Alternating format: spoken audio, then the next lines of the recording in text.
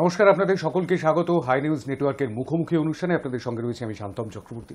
প্রত্যেক সপ্তাহে মুখোমুখি অনুষ্ঠানে কোনো একজন বিশিষ্ট মানুষ আসেন। এই মুহূর্তে আমরা দেবীপক্ষের মধ্যে রয়েছি, অর্থাৎ পুজোর আড্ডাও বলতে পারেন আজকের মুখোমুখিকে। কিন্তু এই দেবীপক্ষ এবার পুরোপুরি দেবীপক্ষ নয়, কোনো কোনো ক্ষেত্রে দাবিপক্ষ হয়ে উঠছে। বিভিন্ন দাবি দেওয়া তো রয়েছেই অবশ্যই। একদিকে যেমন জুনিয়র ডাক্তাররা তারা নিজেদের দাবিগুলো পেশ করছেন, অন্যদিকে সোশ্যাল নেটওয়ার্কিং সাইটগুলোতে যদি একটুখানি নজর রাখা যায় সেখানেও নানান মানুষের নানান রকম দাবি। সেই দাবির মধ্যে দিয়ে একটা বহুকালের দাবি যে ছিল সেই দাবির পূরণ হলো বলা যেতে পারে।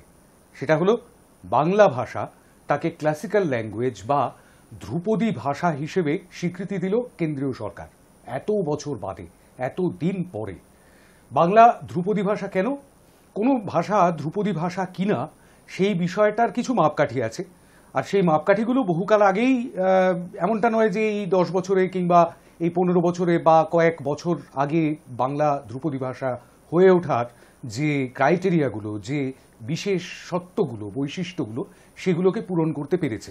এটা কয়েকশো বছর আগে, কয়েক যুগ আগেই সে পূরণ করতে পেরেছে। বাংলা ভাষা বদলাতে বদলাতে এই জায়গায় এসেছে। তার একটা আদি রূপ আছে। সেই আদি রূপের বেশ কিছু লেখাপত্র সেগুলোও যেমন পাওয়া যায়, পুঁথিপত্র সেগুলোও যেমন পাওয়া যায়, তেমনি এই সময়কার যে ছাপার কালিতে কাগজের ওপর ছাপা হওয়া কবিতা, গল্প, উপন্যাস ইত্যাদি সেগুলোও পাওয়া যায়। অর্থাৎ এই বদলে যাওয়া যে চেহারাটা, সেই চেহারার একটা ছাপা রূপ পাওয়া যায়। সেই সঙ্গে সঙ্গে 1.5 থেকে 2000 বছরের একটা ইতিহাস লাগে কোনো ভাষার ধ্রুপদী হয়ে ওঠার ক্ষেত্রে। সেটাও কি সবে পূরণ করলো বাংলা? তেমনটাও তো নয়। বাংলা তাহলে এতদিন ধরে ধ্রুপদী ভাষা হয়ে ওঠেনি কেন? সেটাও একটা যেমন প্রশ্ন থাকবে অবশ্যই আজকে আমাদের যিনি অতিথি তাঁর কাছে, ঠিক তেমনিভাবে অন্য বিষয়গুলো, যে দেবীপক্ষ কেন দাবিপক্ষ হয়ে উঠল সেই বিষয়গুলোও চলে আসবে।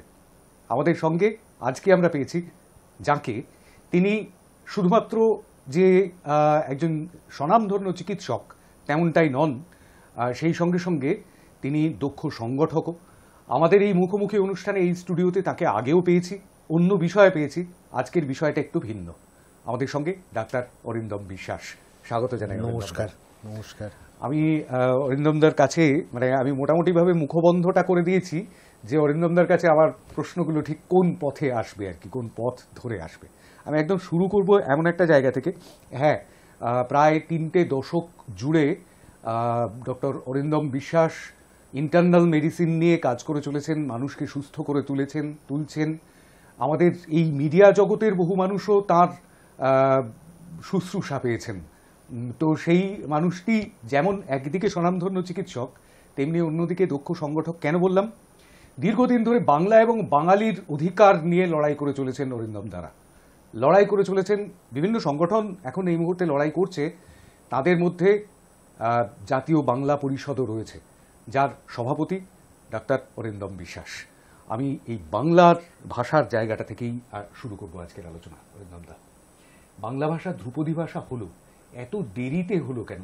অনেক আগেই তো হওয়ার কথা ছিল। একদম ঠিক। এটা ইউপিএর আমল থেকেই, যখন ইউপিএ ছিল তখন সেই সময় থেকে কিন্তু করে দেওয়ার কথা, কিন্তু সেটাকে ঝুলিয়ে রাখা হলো, হয়নি। এই মুহূর্তে এনডিএ সরকার করেছে, আমি ধন্যবাদ জানাবো, কারণ করেছে। কিন্তু ভাষাটা ধ্রুপদী করে রাখলে তো হবে না।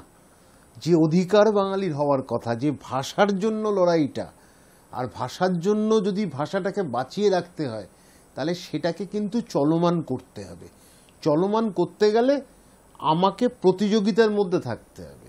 সেই প্রতিযোগিতার মধ্যে থাকলে, অর্থাৎ খালি যে একটা তাকের মধ্যে রেখে দেওয়া যে ধ্রুপদী ভাষা তা নয়, সেটাকে যদি আমি ব্যবহারের মধ্যে না, রবীন্দ্রনাথ যেমন লিখেছিলেন, সোনার জলে দাগ পড়ে না, খোলে না কেউ পাতা, সেই রকম আর কি। সেই রকমই এইটা যেন একটা মানে ট্রফি না হয়ে থাকে, এইটা বাংলায় যেন সঠিকভাবে ব্যবহার হয়, সেইটাতে জাতীয়তাবাদী আন্দোলন সম্পূর্ণ হবে সেদিন, যেদিন দেখব সব রাজনৈতিক দল একসাথে বলবে যে সরকারি পরীক্ষায় বাংলাটা বাধ্যতামূলক এবং বেসরকারি জায়গাতেও বাংলাটাকে বাধ্যতামূলক করা হোক। এই বাধ্যতামূলক করাটা অনুরোধের ক্ষেত্রে না, এটা হচ্ছে দাবির ক্ষেত্রে। Right. এবং দাবি মেটানোর ক্ষেত্রে ভাষাটাকে চলমান করতে গেলে, ভাষাটাকে বাস্তব জায়গায় রাখলে, ট্রফি না করলে আমার দরকার বাংলা ভাষাটাকে বাধ্যতামূলক করা প্রত্যেকটা বাংলার পরীক্ষাতে। বাধ্যতামূলক কাজের ভাষা করে তোলা। কিন্তু মুশকিলটা ওই যে রবীন্দ্রনাথ লিখেছিলেন, সোনার জলে দাগ পড়ে না, খোলে না কেউ পাতা, অস্বাদিত মধু যেমন যুথি অনাঘ্রাতা, ঠিক সেই রকমভাবে বাংলা কি পড়ে থাকবে? বাংলা ভাষা, যে ভাষা আমার মায়ের ভাষা, মাতৃভাষা, ছোটবেলায় যে ভাষাতেই প্রথম মা বলে ডেকেছি, বাবা বলে ডেকেছি, যে ভাষাতে প্রথম পড়াশুনো শুরু করেছি, সেই ভাষাটা এই মুহূর্তে পড়াশুনোর ভাষা কি?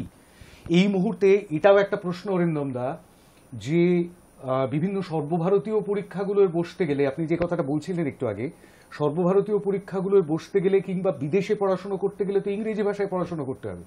তাই বেশিরভাগ বাবা মা চান যে তার যে সন্তান, সেই সন্তান ইংলিশ মিডিয়ামে পড়াশুনো করুক, ইংরেজি মাধ্যমে তার পড়াশুনোটা শুরু হোক এবং সে সেটাতেই ধারাবাহিকভাবে পড়াশুনো করে যাক। সেক্ষেত্রে বাংলা মাধ্যম যে বেশ খানিকটা অবহেলিত, সেটা বোধহয় অস্বীকার করবার কোনো জায়গা থাকছে না, ক্লাসিক্যাল ল্যাঙ্গুয়েজ হওয়ার পরেও। একটা কথা, অভিভাবকদের মধ্যে এটাই ভয়, কারণ কোনো সরকারই তো বাধ্যতামূলক করেনি। আজ বাধ্যতামূলক করলে অভিভাবকরা পড়াতো, চাপেই পড়াতো, বাংলাটা শিখতে লাগবে। যেটা হয়ে গেছে সেটা হচ্ছে হিন্দি আগ্রাসন আর ইংরেজির ওপর আমাদের ভালোবাসা না, ইংরেজি গুরুত্ব আছে, প্রতিযোগিতামূলক ভাষা, সারা বিশ্বে গেলে একদম বেশিরভাগ দেশে ইংরেজি ব্যবহার করা হয়। এখন ঘটনাচক্রে আমরা ইংরেজিটাকে জোর দিয়েছি, আর 200 বছর সাহেবরা ছিল, তার একটা ছাপ তো ফেলে গেছে। কলোনিয়ালিজম একটা হয়েছে, সেখানে ইংরেজিটা উত্তরণের ভাষা। সারা জায়গায় যেখানে যেখানে পরীক্ষা, নিজের ভাষা দেশের বাইরে গেলেই সেখানে কিন্তু ইংরেজি ভাষাটা ব্যবহারটা একদম মানে মাস্ট হয়ে গেছে। রাইট। আমি রাশিয়াতে গিয়ে তো বাংলায় কথা বলতে পারবো না। খুব কম সংখ্যক মানুষ। ফ্রেঞ্চেও, ফ্রান্সে গেলেও তারাও কিন্তু আস্তে আস্তে ইংরেজি ভাষাটা বলাটা শিখছে, কারণ তারাও দেখেছে টুরিস্ট আসতে গেলে আমাদের একটা ভাষা দরকার আছে, যেটা মেনে নিতে হবে। এইটার জন্য দরকারের টুকু ওরা ইংরেজিটা বলে নিচ্ছে বা বলছে। সেখানে আমাদের ইংরেজিটা হচ্ছে উত্তরণের ভাষা, বলে লাভ নেই। সারা আমাদের ভারতবর্ষকে ইংরেজি ব্যাপারটা কিন্তু অনেকটাই বেঁধেছে, জোর করে হিন্দি চাপানোর একটা ব্যাপার আছে। আর 22টা ভাষা দিয়ে তো স্বীকৃতি দেওয়া হয়েছে, আর মধ্যে ইংরেজিটাকে তো একটা দাপ্তরিক ভাষা হিসেবে তো গণ্য করা হয়েছে। তো সেই জায়গায় থেকে ইংরেজির ওপর যেরকম জোর দিতে হচ্ছে, যেটা ভয়ের সেটা হচ্ছে অভিভাবকদের ক্ষেত্রে বাংলা ভাষাটার ওপর জোরটা নেই বলে রাজ্যের ক্ষেত্রে যদি পরীক্ষার ক্ষেত্রে বাংলা ভাষাটা থাকতো একদম পড়াতো, তারা পড়াতো। কিন্তু এই জায়গায় থেকে এমন পরিস্থিতি আমাদের যে মনে হয় একটা ভ্রান্ত ধারণা যে হিন্দিটা জানতে হবে, না হলে এখানে চাকরি নেই, চাকরিতেও আমরা পিছিয়ে পড়ব, আর হিন্দিটা জানলে আরও বেশি সারা ভারতবর্ষের সাথে যোগাযোগের একটা সূত্র হবে। সেই ভয়টা আমাদেরকে অনেকটা কাবু করেছে। এবং কিছু কিছু ক্ষেত্রে অরিন্দমদা, যেরকমটা মানে একটু যদি সোশ্যাল নেটওয়ার্কিং সাইটগুলো দেখা যায়, সেখানে অনেক সময় তো এই ফেসবুক ইউনিভার্সিটি, হোয়াটসঅ্যাপ ইউনিভার্সিটির যারা ছাত্রছাত্রী, তারা এরকমভাবে লেখেন যে জাতীয় ভাষা হিন্দি, কিন্তু আদতে তো জাতীয় ভাষা বলে কিছু নেই ভারতবর্ষের।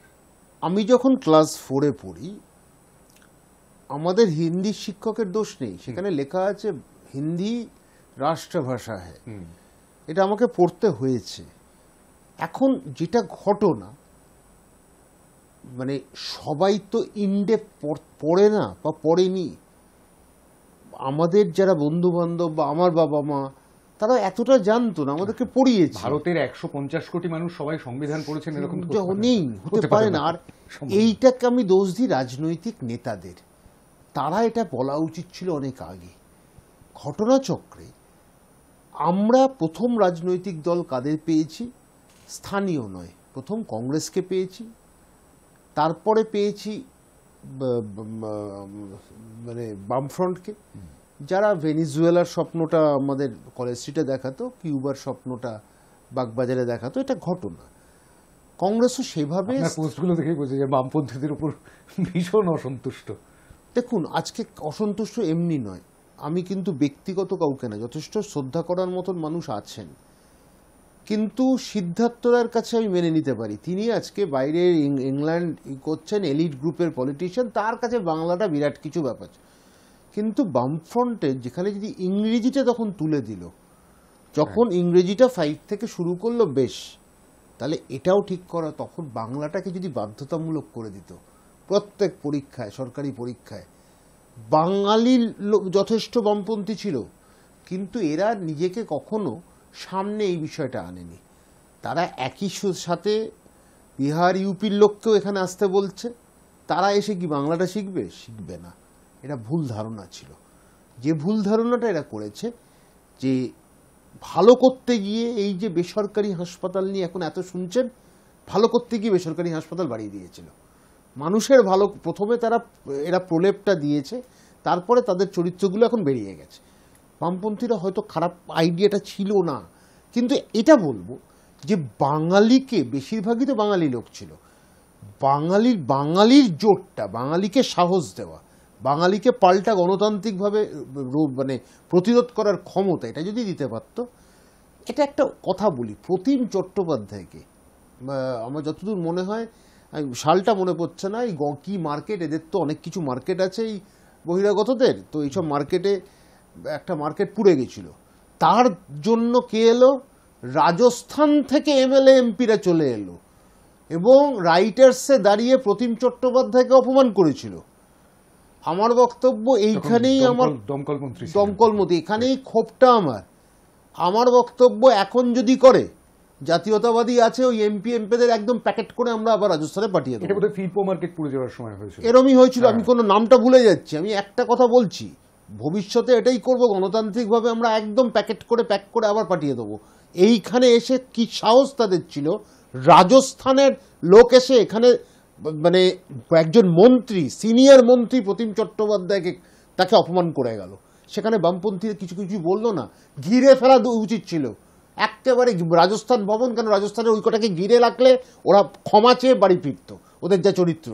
কিন্তু এই জায়গায় বাঙালিকে সাহস জোগালো, বাঙালি তুমি এটা বাংলা, এখানে তোমার প্রাধান্য থাকবে, এখানে পাল্টা দেওয়ার ক্ষমতা থাকবে, সব থাকবে। আমি মারামারিটা বলছি না, এই যে কদিন আগে কতগুলো বিহারি ছেলেকে গায়ে হাত তোলাটা আমি সমর্থন করছি না, কিন্তু এটাও নয় যে আমি এক গালে থাপ্পড় খেলে আরেকটা গাল বাড়িয়ে দেবো। এই নীতিতে আমি জাতীয় বাংলা পরিষদের সভাপতি হয়ে পরিষ্কার বলছি, প্রতিবাদ করার ক্ষমতা আমাদের থাকা উচিত, প্রতি ভাষার জন্য লড়াই করা উচিত। সব থেকে বেশি প্রাণ দিয়েছে বাঙালিরা একটা ভাষার জন্য, এটা 3টে বড় আন্দোলন হয়েছে।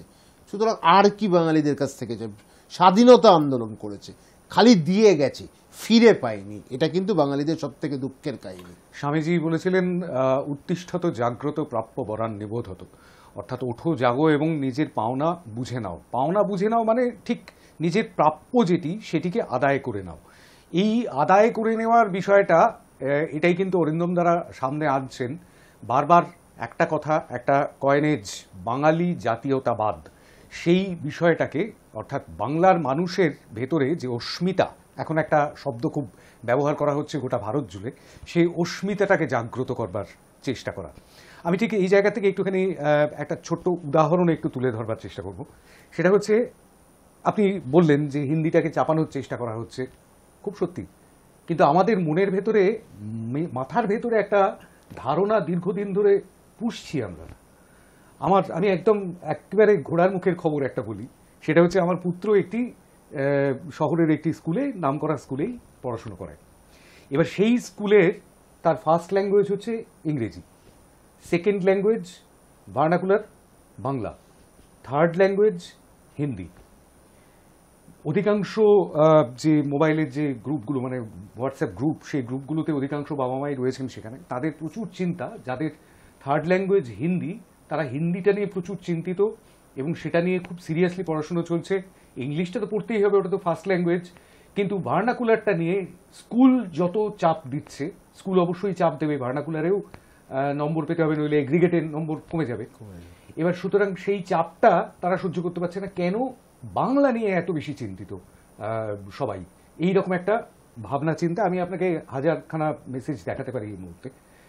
এই অবহেলার ভাবটাও কি, মানে ওটা তো মাতৃভাষা, ওটা তো আমরা এই ভাষাতে তো কথাই বলি, ওটা আর পড়ার কি দরকার, ওটা নিয়ে বাবা এত চাপ দেওয়ারই বা কি দরকার স্কুলে, এইরকম একটা ধারণা, সেটা যদি একেবারে শিশু বয়স থেকে একটা ছোট্ট বাচ্চার মনের মধ্যেও তৈরি হতে থাকে, তাহলে পরবর্তীকালে আপনারা যে ধারণাটা দেওয়ার চেষ্টা করছেন বাঙালির জাতীয়তাবাদ, বাংলা ভাষাকে কাজের ভাষা করতে হবে, অফিসিয়াল ল্যাঙ্গুয়েজ করতে হবে, এই ব্যাপারগুলো তো তার মাথায় ঢুকবেই না। দেখুন, চাপের নাম বাপ, একবার যদি এটা করে দেওয়া যায় তখন দেখবেন, তখন বাংলা জন্য পড়ানোর জন্য টিউশনের লাইন পড়ে যাবে। এটাকে করেনি, করা উচিত ছিল। আজকে কেন বামপন্থীদের ওপর আমার ক্ষোভ, এটা কেন বসেছিল এরা?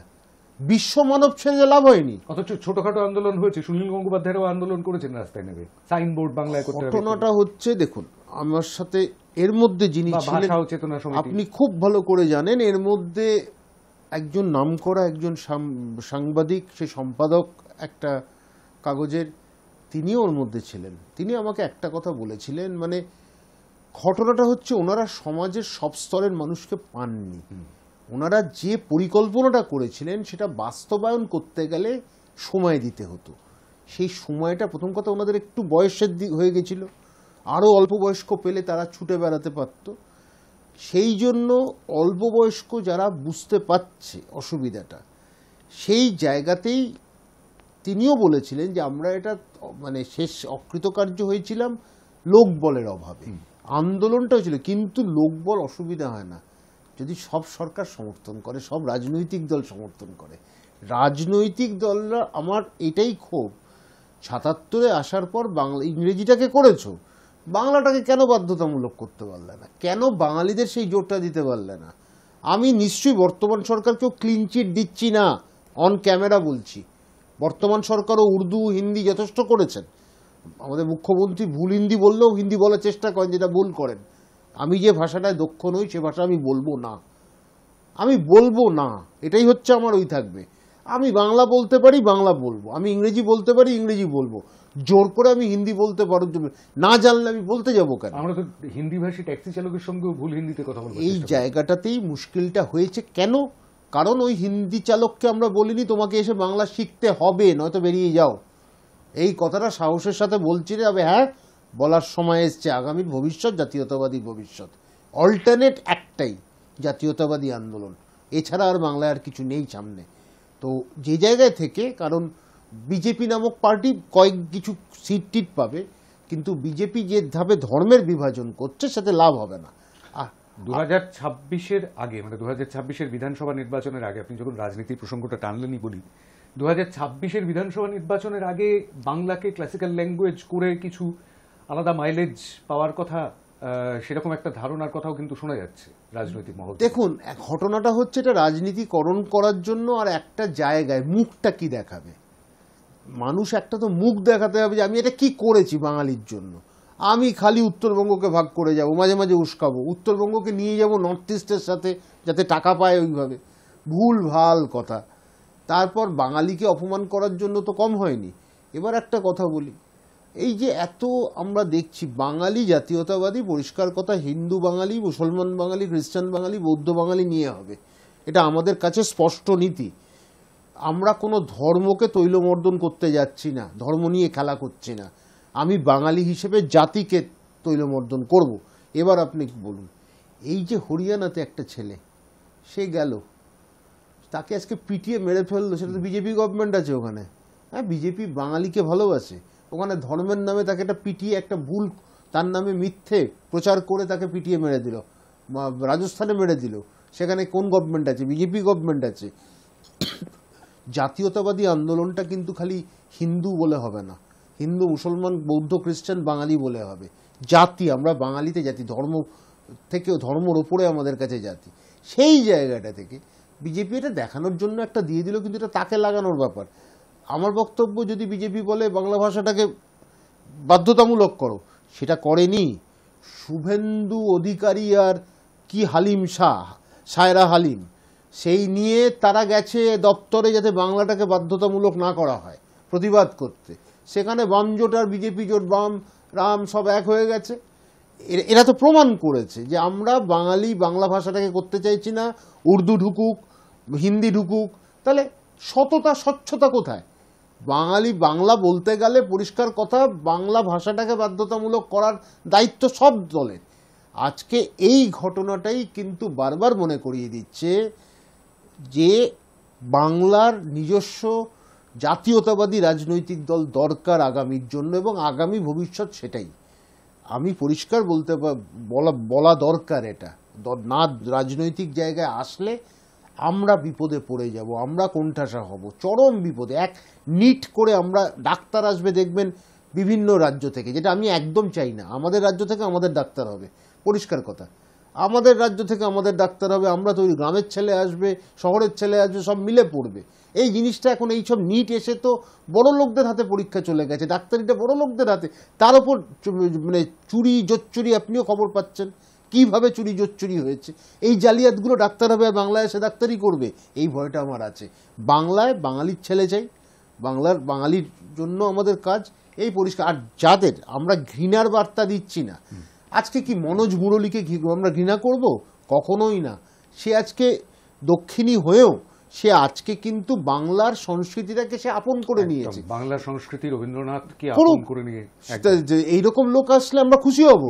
এর মধ্যে থেকে যদি মানে রাজস্থান থেকেও এরকম লোক এলে খুশি হব, বিহার থেকেও এলে খুশি হব, ইউপি থেকে এলেও খুশি হব, যারা বাংলার সংস্কৃতিটা নিয়েছে।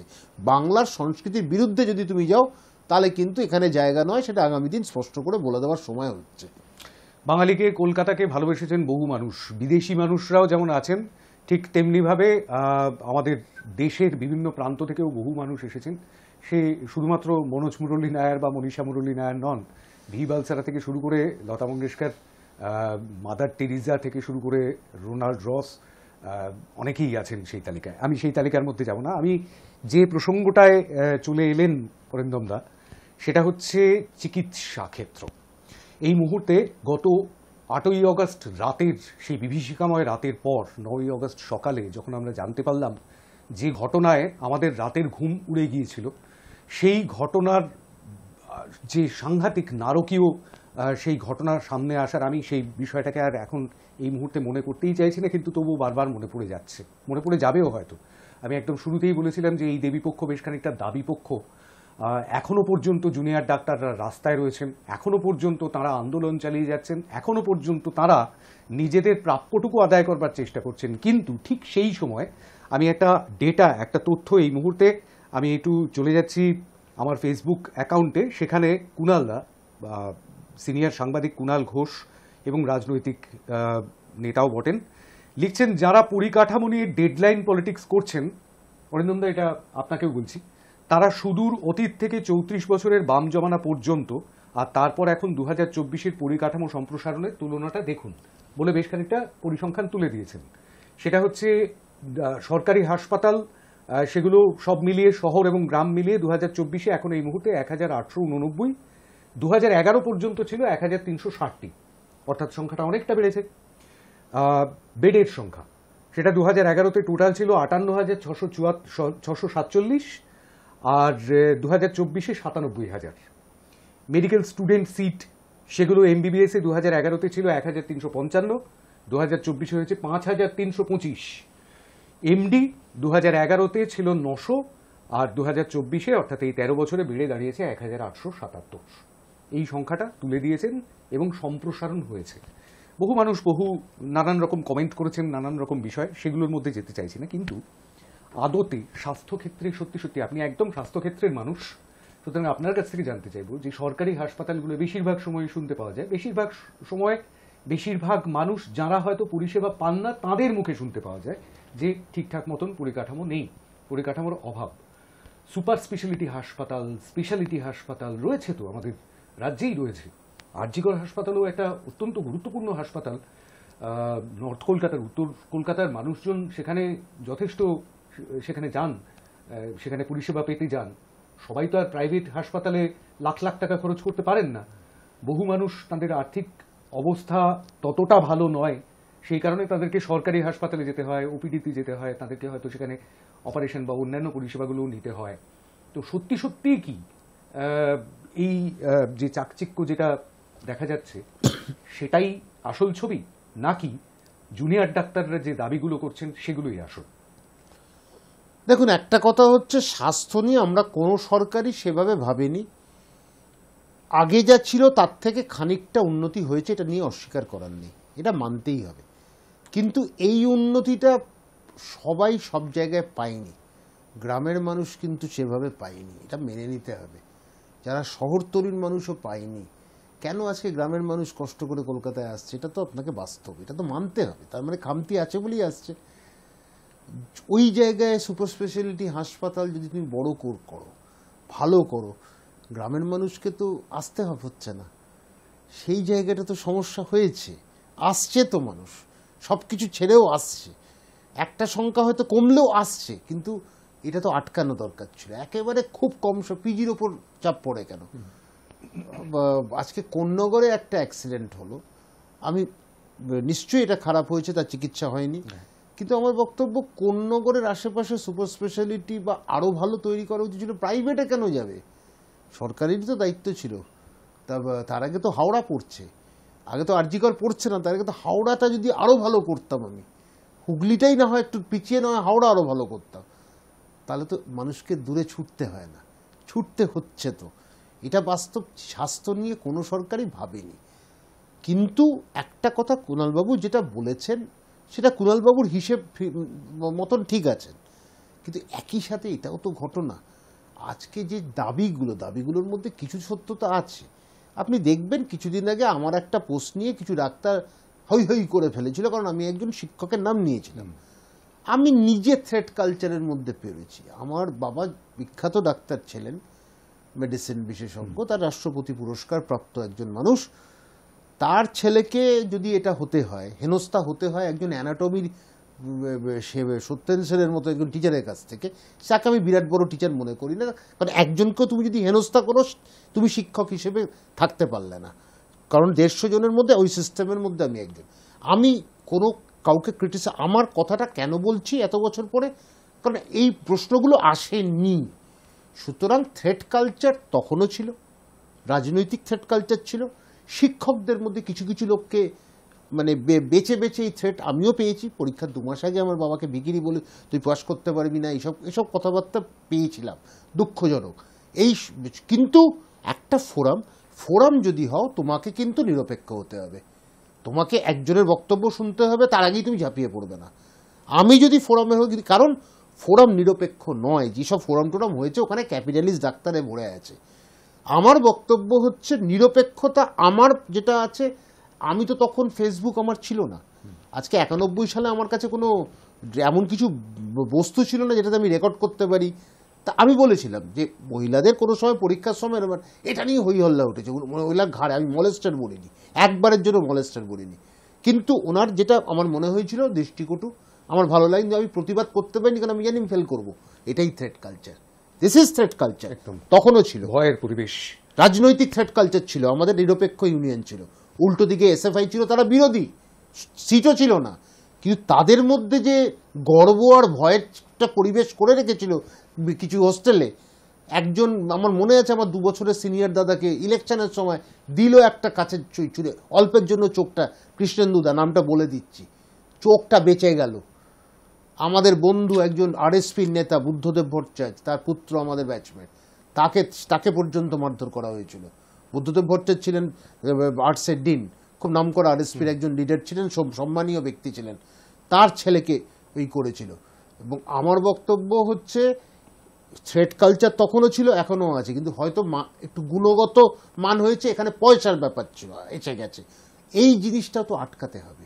আজকে যদি এটা দাবি তুলে থাকে, এটাকে আটকাও, কিন্তু এটা আটকানো তো উপায় আছে। রাজনীতিকরণ যদি মেডিকেল কলেজ, ওরা আবার ছাত্র ইউনিয়ন ভোট চাইছে, এটা বন্ধ করে দাও তোমরা, একদম নিরপেক্ষভাবে একটা নিরপেক্ষ বডি করো, এটা করো।